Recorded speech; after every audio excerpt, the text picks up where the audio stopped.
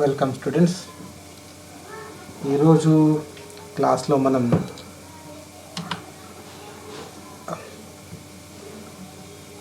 భారతదేశంలో మనకు ఉన్నటువంటి ప్రాంతీయ రాజ్యాలు ఏ విధంగా ఆవిర్భవించాయి, ప్రాంతీయ రాజ్యాల యొక్క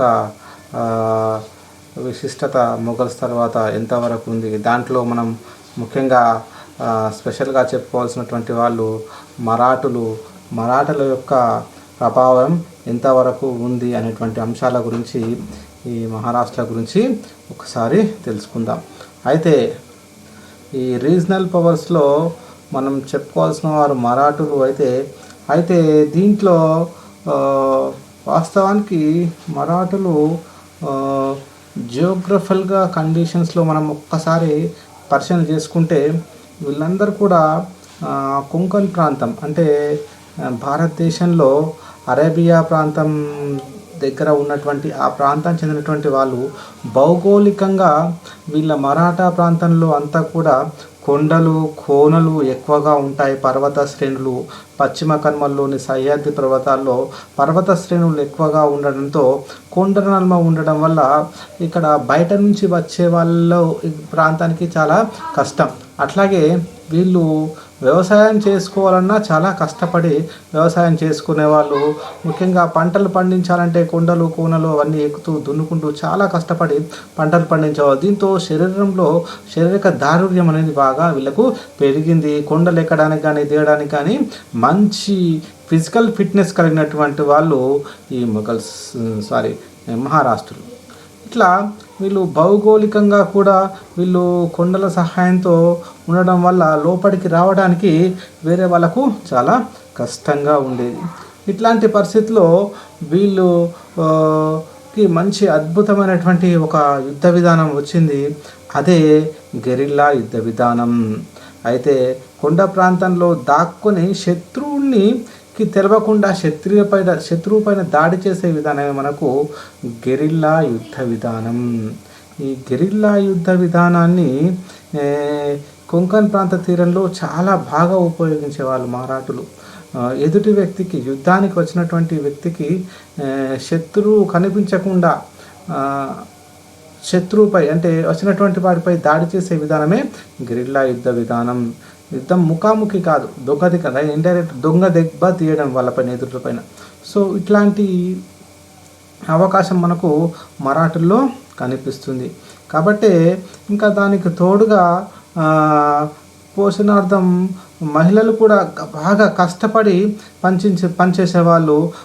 వీళ్ళు ప్రకృతి శక్తులను అంటే కరువు కాటకాలను ఎదిరించి అన్నిటిని కూడా ఎదిరించి బతికేటువంటి వాళ్ళు. కాబట్టి వీళ్ళలో ధైర్యం, పట్టుదల అవన్నీ కూడా బాగా ఎక్కువగా ఉండేవి.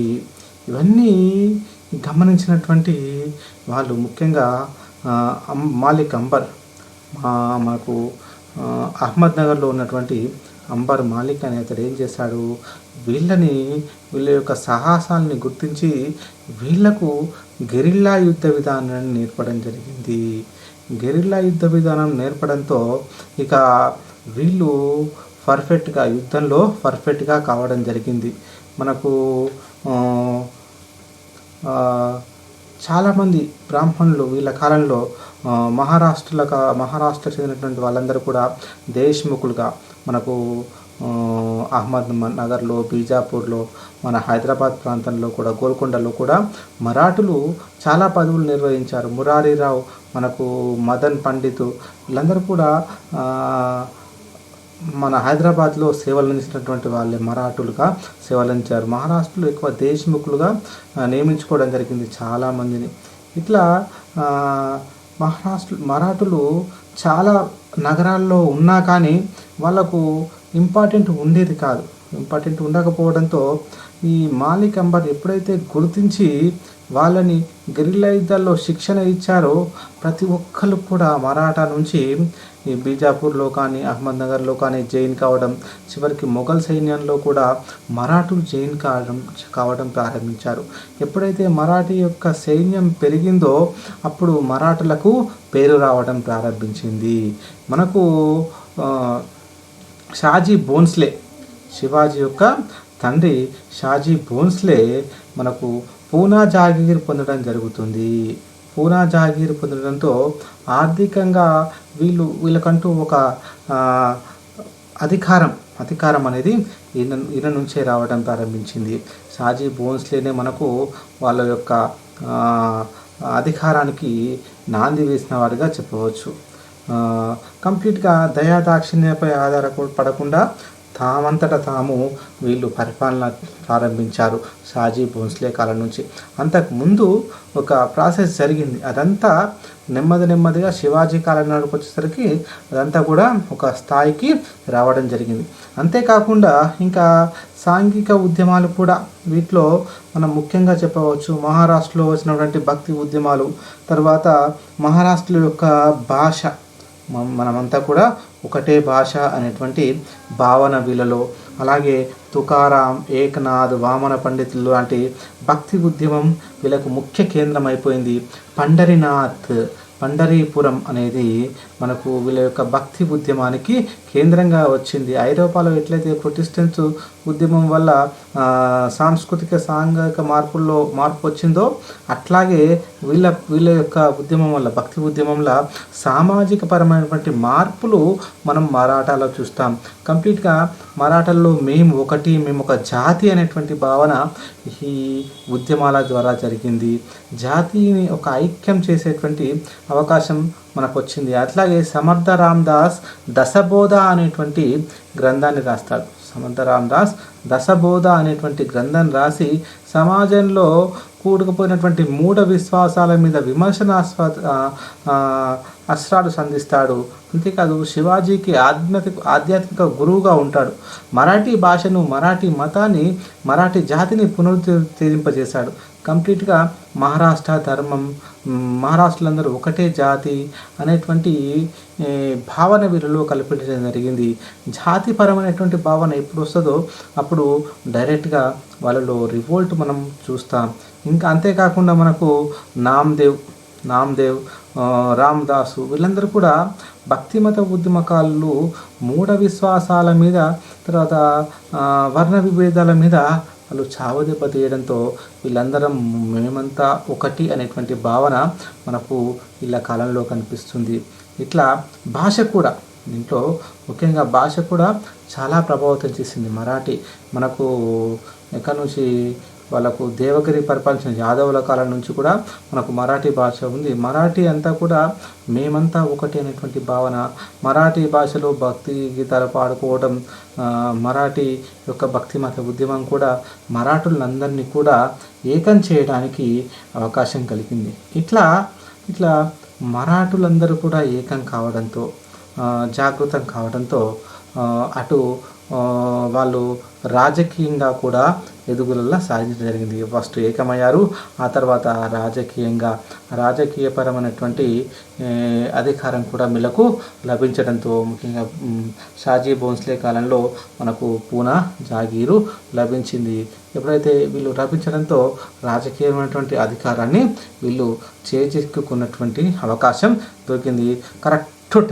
అదే టైంలో మనం శివాజీ ఆవిర్భావన జరుగుతుంది. శివాజీ అధికారంలోకి రావడం జరుగుతుంది. ఎప్పుడైతే శివాజీ అధికారంలోకి రావడానికి ఇదంతా ఫీడ్బ్యాక్ ఉపయోగపడుతుంది. ఆయన మహారాష్ట్ర జాతిపిత కావడానికి వీళ్ళందరి యొక్క సహకారమే మనకు ముఖ్యంగా చెప్పుకోవచ్చు. మాలిక్ అంబర్ ప్రోత్సాహంతోనే మహారాష్ట్రలందరూ కూడా రాజకీయ, సైనిక రంగాల్లో సుశక్తులు కావడం జరిగింది. ఎప్పుడైతే సైన్యం వస్తుందో అప్పుడు అధికారం రావడం జరుగుతుంది. సో సైన్యం ఆల్రెడీ రావడం జరిగింది. ఇక శివాజీయే దాన్ని కంప్లీట్ చేయడం జరిగింది. మహారాష్ట్ర జాతి నిర్మాతగా, మహారాష్ట్ర జాతి పితగా మనం శివాజీని చెప్పుకోవచ్చు. ఇట్లా భౌగోళికంగా, తర్వాత జాతిపరంగా, తర్వాత పొలిటికల్గా కూడా అధికారంలోకి వచ్చి తమ యొక్క స్వతంత్ర రాష్ట్రాన్ని ఏర్పాటు చేసుకున్నటువంటి వాళ్ళు మరాఠులు భారతదేశ చరిత్రలో ఒక ఉన్నత స్థాయి తీసుకురావడం జరిగింది. దీంట్లో మనం శివాజీని మరాఠీ జాతి పితగా చెప్పుకుంటాం. శివాజీ ఎప్పుడు పుట్టాడు అంటే 1627లో శివనేరు అనేటువంటి ప్రాంతంలో, శివనేర్ అనేటువంటి దుర్గంలో ఆయన జన్మించడం జరుగుతుంది. తల్లి పేరు జీజియాబాయ్, తండ్రి షాజీ భోంస్లే. షాజీ భోంస్లే అహ్మద్నగర్ అండ్ బీజాపూర్లో కీలకమైనటువంటి పాత్ర పోషిస్తాడు. దాంట్లో భాగంగా మనకు పునా జాగీర్ రావడం జరుగుతుంది. షాజీ భోంస్లో మరో వివాహం చేసుకొని కర్ణాటకలో స్థిరపడడంతో ఈయన తల్లి దగ్గరనే ఉంటాడు కంప్లీట్గా. తల్లితో ఉండడం వల్ల తల్లిని బాగా తల్లి వల్ల శివాజీ బాగా ప్రభావితం కావడం జరుగుతుంది. మహాభారత రామాయణ కథలు చెప్పి వీరోహిత గాథలు చెప్పేది. వాటి ద్వారా ఆయనలో హిందూ మతం యొక్క భావన బాగా ముద్ర వేసుకునేలా చేసింది. తన తల్లి యొక్క భావనే, తల్లి యొక్క కథలే తాను ఈ ఉన్నత స్థాయికి చేరడానికి ప్రభావం చెప్తాడు. అలాగే తల్లి తర్వాత అత్యంత ప్రభావం చూపినటువంటి వ్యక్తి దాదాజీ కండుదేవ్. శివాజీకి మొత్తం యుద్ధ విద్యలన్నీ నేర్పినటువంటి వాడు. క్షత్ర విద్యలు, తర్వాత గుర్రస్వారీ, అన్ని విద్యలు నేర్పినటువంటి వాడు దాదాజీ కండుదేవ్. మనం దాదాజీ కండుదేవ్ని మన యొక్క గురువు, యుద్ధం నేర్పినటువంటి గురువుగా చెప్తాం. ఆ తర్వాత శివాజీ యొక్క ఆధ్యాత్మిక గురువుగా మనం ఎవరిని చెప్తామంటే సమర్థ రామదాస్, దశబోధ రాసినటువంటి సమర్థ రామదాస్, అలాగే తుకారాం, వీళ్ళు కూడా శివాజీపై ప్రభావాన్ని చూపడం జరుగుతుంది. శివాజీకి ప్రజల్ని కన్నబిడ్డల వల్ల చూసుకోవాలి అని చెప్పేసి ప్రేమ, కరుణ, జాలి గుణాలు అన్నీ ఉపదేశం చేసినటువంటి వ్యక్తి సమర్థ రామదాస్, ఎట్లా ఉండాలి అనేటువంటి. అయితే శివాజీలో లౌకిక భావనలు ఉంటాయి. మనం లౌకికత్వాన్ని శివాజీలో చూపడం జరుగుతుంది. హిందూ మతాన్ని అభిమానించిన ఆయన లౌకికంగానే ఉండడం జరుగుతుంది. అనేక విషయాల్లో ఈ విషయం మనకు స్పష్టంగా తెలుస్తుంది. వేరే మతాన్ని ద్వేషించడు. పరమత ద్వేషి మాత్రం శివాజీ కాదు. స్వమత అభిమాని అయిన పరమత ద్వేషి కాదు. అయితే శివాజీ ఎట్లా ఫస్ట్ ఆక్రమణ ఏ విధంగా చేశాడు? ఫస్ట్ ఆక్రమణ 19వ ఏట శివాజీ యొక్క ఆక్రమణ ప్రారంభమైంది. బీజాపూర్ 1646లో బీజాపూర్ నుంచి తోరణ కోటను మొట్టమొదటిసారిగా వశం చేసుకోవడం జరిగింది. తోరణ కోటని మొదటిసారిగా వశం చేసుకోవడం జరిగింది. అక్కడ అతనికి అపారమైనటువంటి తోరణ దుర్గం కోట, దీంట్లో అపారమైనటువంటి ధనరాశులు ఆయనకు లభించడం జరిగింది. ఆ తర్వాత రాయ్గఢ్ కోటను వశం చేసుకొని దాన్ని పునర్నిర్మాణం చేయడం జరిగింది. ఎప్పుడైతే కోటను వశం చేసుకున్నాడో అప్పుడు విపరీతంగా ధనం వస్తుంది. ఆ ధనంతో ఆయన కోటను నిర్మిస్తాడు, సైన్యాన్ని నిర్మించుకోవడం జరుగుతుంది. మనకు మొట్టమొదటి ఆక్రమణ, శివాజీ ఆక్రమణ తోరణ కోట, అపార ధనరాశులు మనకు శివాజీకి లభించడం జరిగింది. ఆ తర్వాత దాదాజీ కండుదేవ్ మరణంతో ఆయన పరిపాలన చేయడం ప్రారంభిస్తాడు. తండ్రి తర్వాత ఆ మొత్తం ఆస్తి అంతా కూడా ఇతనికి రావడం జరుగుతుంది. తండ్రి నుంచి కొన్ని ప్రాంతాలు శివాజీకి లభించడం జరుగుతుంది. ఆ తర్వాత చెకాన్ కుండల ఆక్రమణ, కొంకణ్ ప్రాంతం వైపు కంప్లీట్గా ఈయన చూస్తాడు. కళ్యాణి దుర్గం, నెక్స్ట్ ఆయన కళ్యాణి దుర్గాన్ని ఆక్రమించుకుంటాడు. ఇట్లా దుర్గాలు ఆక్రమించుకోవడంతో బీజాపూర్ సుల్తాన్లకు వణుకు పుడుతుంది. శివాజీని ఎట్లయినా సరే అదుపు చేయాలి అని చెప్పేసి వాళ్ళు తన తండ్రి అయినటువంటి షాజీ భోంస్లేను ఖైదు చేయడం జరుగుతుంది. బీజాపూర్పై దండెత్తాలన్నటువంటి కోరిక ఉన్న శివాజీ తండ్రి అతని చేతిలో ఉండడం వల్ల దండయాత్ర కొరకు కొన్ని రోజుల పాటు శివాజీ ఆగుతాడు. కంప్లీట్గా బీజాపూర్ సుల్తాన్పై యుద్ధం చేయడు. దాంతో కొండన దుర్గాన్ని బీజాపూర్ సుల్తాన్ ఆదిల్ షాకి అప్పగించి తన తండ్రికి విముక్తి కల్పిస్తాడు. 1649లో షాజీ భోంస్లేను విడుదల చేయడం జరుగుతుంది.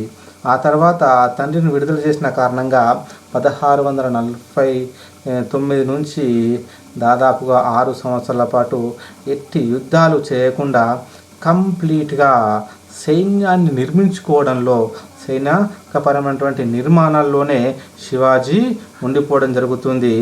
అన్ని సైనికమైనటువంటి శిక్షణ, సైన్యాన్ని ఏ విధంగా పోషించుకోవాలి అవన్నీ కూడా నిమగ్నం చేసుకుంటాడు. మరింత సైన్యాన్ని మరింత పటిష్టం చేసుకోవడం జరుగుతుంది శివాజీ. ఆ తర్వాత శివాజీ 1656లో జావలి కోటను ఆక్రమించుకోవడం జరుగుతుంది. ఇప్పటి నుంచి మళ్ళీ శివాజీ యొక్క ఆక్రమణ ప్రారంభమవుతుంది. దాదాపు ఒక 6 సంవత్సరాలు ఆపేసి తర్వాత ప్రారంభిస్తాడు. ఆ తర్వాత శివాజీ ప్రసిద్ధిగాంచినటువంటి ప్రతాప్ కోటను నిర్మిస్తాడు. ఆ తర్వాత కళ్యాణ్ కోట సమీపంలోని పోర్చుగీస్ స్థావరాలపై దాడి చేసి అపారమైనటువంటి ధనరాశులను సొంతం చేసుకుంటాడు శివాజీ. ఆ తర్వాత ఈ విషయాలన్నీ కూడా ఆయనకు ఎవరికి బీజాపూర్ సుల్తాన్ అటువంటి ఆదిల్ షాకి కలవరపరుస్తాయి. దీంతో ప్రాబ్లం లేదు, శివాజీతో ఎట్లయినా సరే యుద్ధం చేయాలి అని చెప్పేసి శివాజీపై యుద్ధానికి బీజాపూర్ యొక్క సైనికాధికారి అయినటువంటి అఫ్జల్ ఖాన్ నేతృత్వంలో భారీ సైన్యం శివాజీ మీదికి వచ్చింది. చెప్తాడు అఫ్జల్ ఖాన్, ఏమంటాడు అంటే, గుర్రం మీద దిగకుండానే శివాజీని ఇనుప సంఖ్యలతో బంధించి బీజాపూర్కు తరలిస్తాను అని చెప్తాడు. అయితే అఫ్జల్ ఖాన్ 1659లో పండరీపురం చేరుకొని విఠోబా దేవాలయాన్ని ధ్వంసం చేస్తాడు. ప్రతాప్గఢ్ కోటకు చేరి అక్కడ కృష్ణాజీ భాస్కర్ని శివాజీ వద్దకు రాయబారానికి పంపడం జరుగుతుంది. అయితే ఇక్కడ ఏంటిదంటే, ఎప్పుడు కూడా శివాజీ డైరెక్ట్ యుద్ధం చేయడు, ముఖాముఖి యుద్ధం అనేది ఉండదు. కాబట్టి ఇక శివాజీని మాయోపాయంతోనే ఎట్లయినా సరే చంపాలి. డైరెక్ట్గా శివాజీ దొరకడు కాబట్టి ఆయనని ఎట్లయినా మాయోపాయంతో చంపాలి అని అఫ్జల్ ఖాన్ నిర్ణయించుకొని ఏం చేస్తాడు అంటే, శివాజీ యొక్క మామూలు హైట్గా ఉంటుంది. శివాజీకి ఫిజికల్గా అంత హైటు, అంత పర్సనాలిటీ ఉండదు. కానీ అఫ్జల్ ఖాన్ మంచి హైటు, మంచి పర్సనాలిటీ ఉన్నటువంటి వాడు అఫ్జల్ ఖాన్. సో అఫ్జల్ ఖాన్ ఏమనుకుంటాడు, శివాజీని రాయబారానికి పిలిపించి తన కౌగిలితో బంధించి చంపేయాలి అనేటువంటి ప్లాన్ వేసుకోవడం జరుగుతుంది అఫ్జల్ ఖాన్. సో యుద్ధం జరగకుండా యుద్ధాన్ని ఆపేసి రాయబారం కొరకు కృష్ణాజీ భాస్కర్ని శివాజీ వద్దకు పంపుతాడు. అప్పటికే ఈ ఇన్ఫర్మేషన్ అంతా కూడా శివాజీకి వస్తుంది. శివాజీ సందేశపడతాడు, ఎట్లయినా కలిస్తే ప్రాబ్లం ఉంటుందని చెప్పేసి. సో శివాజీ తాను ప్రతాప్గఢ్లో ఉన్నటువంటి అఫ్జల్ ఖాన్ను కలవడానికి ఒప్పుకొని ఆ కోట పక్కలో ఉన్నటువంటి అడవిలో తన సైన్యాన్ని రహస్యంగా ఉంచి తాను ఒక చురకత్తిని కంప్లీట్గా దాచిపెడతాడు. తన లోపటి దుస్తుల్లో దాచిపెట్టి, అలాగే పులిగోళ్ళను పెట్టుకొని శివాజీ అఫ్జల్ ఖాన్ను కలవడానికి వెళ్తాడు. వెళ్ళినటువంటి అఫ్జల్ ఖాన్ తన యొక్క ఇనుప కౌగిలితో శివాజీని చంపేయడానికి ఏం చేస్తాడు, గట్టిగా శివాజీని పట్టుకొని చంపడానికి ప్రయత్నిస్తాడు. ఆ సందర్భంలో శివాజీ తన యొక్క చురకత్తిని తీసి శివాజీ యొక్క పొట్టలో గుచ్చి పులి బూలతో ఆయన యొక్క పొట్టని చీల్చివేయడం జరుగుతుంది. కంప్లీట్గా దాడి చేసి ఆయనను చంపివేయడం జరుగుతుంది. సో నెక్స్ట్ తన సైన్యానికి ఇన్ఫర్మేషన్ ఇవ్వడంతో దాక్కున్నటువంటి సైన్యం అంతా కూడా ఒక్కసారి ప్రతాప్గఢ్ యొక్క కోటపై దాడి చేసి నిర్దాక్షిణ్యంగా శివాజీ అఫ్జల్ ఖాన్ యొక్క సైన్యాన్ని కంప్లీట్గా మట్టు పెట్టడం జరుగుతుంది.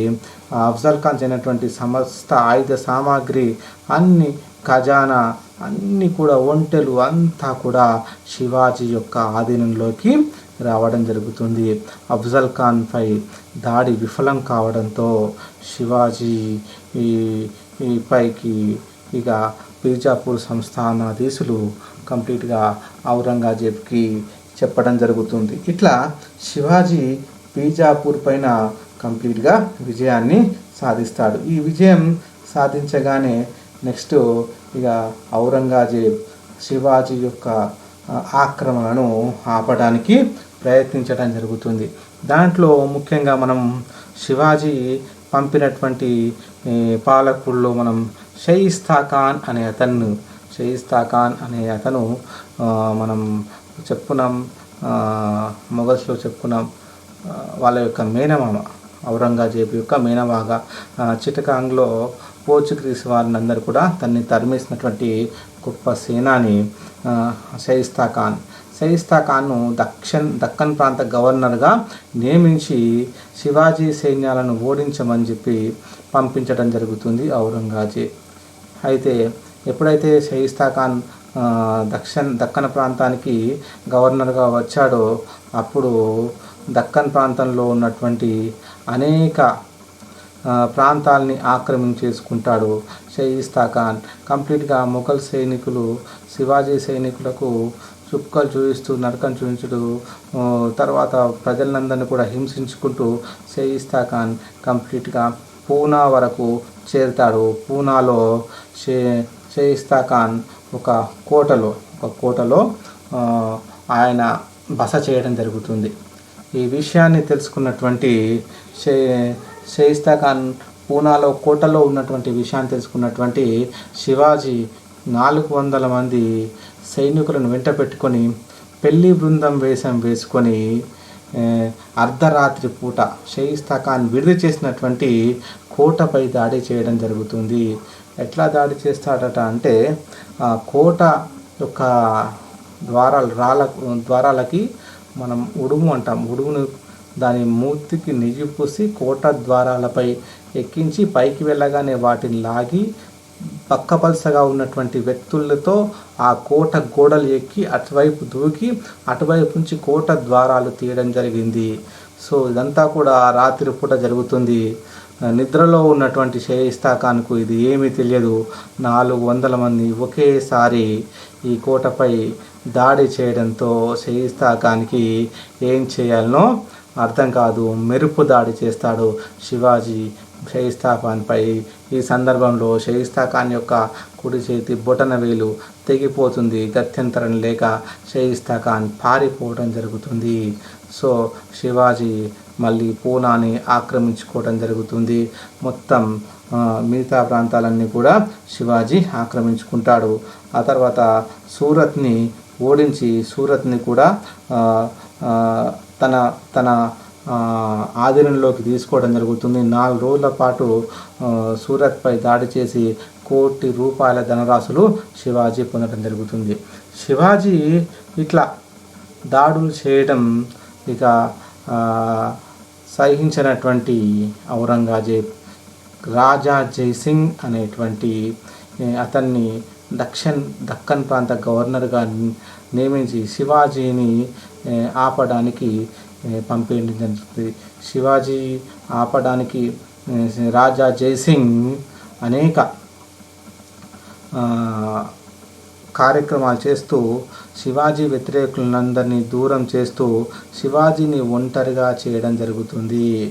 సో శివాజీకి రాజా జైసింగ్కి మధ్య ఒక ఒప్పందం కూరుతుంది. దాన్నే పురందర్ సంధి అంటారు. 1665లో జరిగినటువంటి సంధి పురందర్ సంధి. రాజా జైసింగ్కి శివాజీకి మధ్య ఈ సంధి జరిగింది. ఈ సంధిలో శివాజీ తనకు చెందినటువంటి 23 సంస్థానాలు మొఘల్ సంస్థానంలో విలీనం చేయడానికి, అలాగే శివాజీ కుమారుడు శంభాజీని మొఘల్ మున్సబ్దారిగా నియమించడానికి, తర్వాత సంవత్సరానికి 4 లక్షల ఆదాయాన్ని ఇచ్చేటువంటి 23 కోటలను కంప్లీట్గా మొఘల్కి ఇవ్వడానికి ఒప్పుకోవడం జరుగుతుంది. తర్వాత బీజాపూర్ను జయించడానికి మొఘల్ సైన్యానికి సహాయం అందించడానికి కూడా శివాజీ అంగీకరిస్తాడు. సో శివాజీకి ప్రతిఫలంగా సర్దేశీ పన్నులను వసూలు చేసుకునే హక్కు శివాజీకి ఇవ్వడానికి, చౌతన్ సర్దేశీ ముఖ్ పన్నులను వసూలు చేసుకోవడానికి శివాజీకి హక్కులు ఇస్తాడు ఔరంగజేబ్. అయితే రాజా జైసింగ్ యొక్క కోరిక మేరకు శివాజీ మరియు అతడి కొడుకు సంభాజీ ఆగ్రా కోటలను సందర్శించడం జరుగుతుంది. అయితే ఆగ్రా కోటను సందర్శించగానే శివాజీకి సరైనటువంటి ఆస్థానాన్ని అంటే కుర్చీని ఇవ్వరు వీళ్ళు. ఏం చేస్తాడు అంటే శివాజీ వాస్తవానికి భయంతోనే వెళ్తాడు. శివాజీ కోటలోకి వెళ్ళాలి అంటే, ఎందుకంటే ఔరంగజేబ్ గురించి అంత నమ్మశక్యంగా ఉండదు, బందీగా చేస్తే ఎట్లా అనేటువంటి అభిప్రాయం శివాజీకి ఉంటుంది. కానీ రాజా జయసింగ్ హామీ ఇవ్వడంతో శివాజీ వెళ్తాడు. శివాజీ యొక్క అభిప్రాయం ఏంటిదంటే మొఘల్ సైన్యాన్ని కూడా ప్రత్యక్షంగా చూడవచ్చు అనేటువంటి అభిప్రాయంతో ఆగ్రా కోటను సందర్శిస్తాడు శివాజీ. అయితే సందర్శించగానే అక్కడ శివాజీకి సరైనటువంటి ఆసనాన్ని కేటాయించకపోవడంతో శివాజీ కోపంతో అరవడంతో చక్రవర్తిని దూషించినటువంటి నేరానికి శివాజీని జైల్లో వేయడం జరుగుతుంది ఔరంగజేబ్. శివాజీ అండ్ సంభాజీని ఇద్దరిని కూడా జైల్లో వేస్తాడు. ఇక ఇట్లాంటి పరిస్థితుల్లో శివాజీ ఏ విధంగా తప్పించుకోవాలో తెలియని పరిస్థితి. ఇక అనుకుంటాడు ఔరంగజేబ్ కంప్లీట్గా తాను తాను మరాఠాలతో ఏ ప్రాబ్లం లేదని చెప్పేసి శివాజీ తన కోటలో బందీగా ఉన్నంతసేపు మరాఠాలతో ప్రాబ్లం లేదు అనుకుంటాడు ఔరంగజేబ్. కానీ శివాజీ తెలివిగా ఏం చేస్తాడు అంటే తనకు జ్వరం వచ్చినట్టుగా ఒక వారం పాటు నటించి జ్వరం వచ్చింది కాబట్టి దుర్గాదేవికి నేను కానుకలు సమర్పించుకోవాలి, కొన్ని స్వీట్లు సమర్పించుకోవాలి అని చెప్పి పర్మిషన్ తీసుకోవడం జరుగుతుంది. పర్మిషన్ తీసుకోగానే ఆయనకు స్వీట్లు పంచడానికి పర్మిషన్ ఇస్తారు. సో ఈయన యొక్క జైలు నుంచి కావడి పట్టుకొని అటు కొంచెం కాబడిలో ఒక సైడ్ కొన్ని స్వీట్లు, ఇంకో సైడ్ కొన్ని స్వీట్లు పెట్టుకొని పంచుతూ ఉంటారు.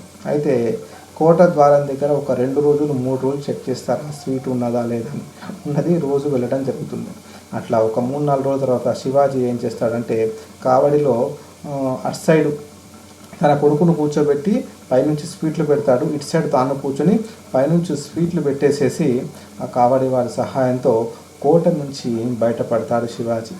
బయటపడి తన కొడుకుని ఒక బ్రాహ్మణుడికి ఇచ్చేసి మొఘల్ సామ్రాజ్యం నుంచి తీసి మహారాష్ట్ర చేర్చమని చెప్పి తాను ఒంటరిగా సన్యాసి వేషం వేసుకొని తెలంగాణ ప్రాంతం మీదుగా తాను తిరిగి మరాఠా రాజ్యాన్ని అంటే తన రాజ్యాన్ని చేరడం జరుగుతుంది శివాజీ. ఇట్లా కోట నుంచి తప్పించుకొని రాగానే శివాజీ మళ్ళీ అధికారాన్ని చేపట్టడం జరుగుతుంది. ఎప్పుడైతే తాను అధికారంలోకి వస్తాడో, ఎప్పుడైతే తాను తిరిగి మొఘల్ సంస్థానం నుంచి తప్పించుకొని వస్తాడో అప్పుడు తాను మొఘల్స్పై మళ్ళా యుద్ధం చేయడం జరుగుతుంది. తాను ఇచ్చినటువంటి అన్ని కోటలు కూడా తిరిగి ఆక్రమించేసుకొని 1770 నాటికి అన్ని ప్రాంతాలు ఆక్రమించుకొని 1770లో సూరత్ను మరొకసారి ముట్టడించి 66 లక్షల కట్నాన్ని పొందడం జరుగుతుంది. ఎదురు లేకుండా 1670 నుంచి 74 వరకు మరాఠా బలానికి ఎదురు లేకుండా విజయ పరంపరలు కొనసాగించడం జరుగుతుంది.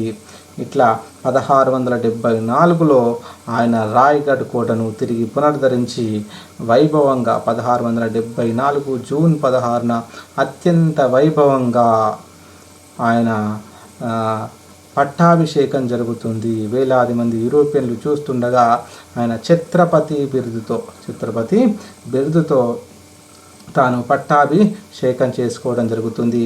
అయితే బెనారస్ అంటే నథింగ్ బట్ కాశీ. బెనారస్ అంటే కాశీ. ఈ కాశీకి చెందినటువంటి వేద పండితుడు గార్గభట్ట ఆధ్వర్యంలో ఈ కార్యక్రమం మొత్తం కూడా జరుగుతుంది. అయితే ఇక్కడ ఒక చిన్న ఇన్ఫర్మేషన్ కూడా ఉంది. ఏంటి అంటే కొంతమంది ఏం చెప్తారు అంటే శివాజీకి పట్టాభిషేకం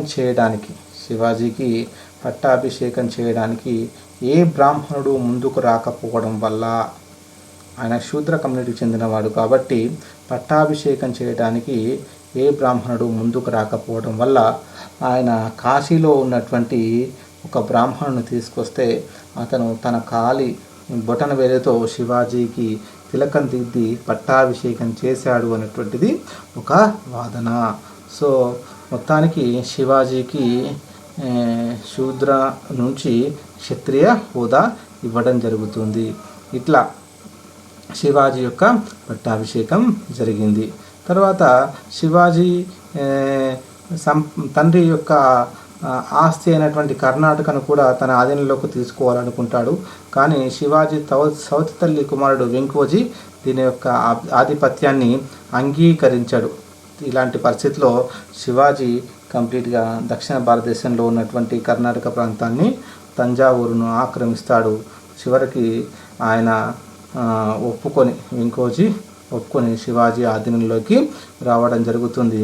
మధ్యలో గోల్కొండ సామ్రాజ్యంతో కూడా ఆయన ఒప్పందం, అక్కన్న మాదనలతో ఒప్పందం చేసుకోవడం జరుగుతుంది.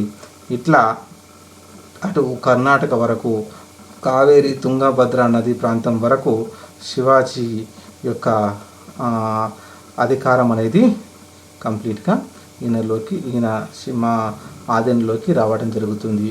ఇది శివాజీ యొక్క రాజ్యం. 1680లో ఆకస్మిక మరణం పొందుతాడు శివాజీ.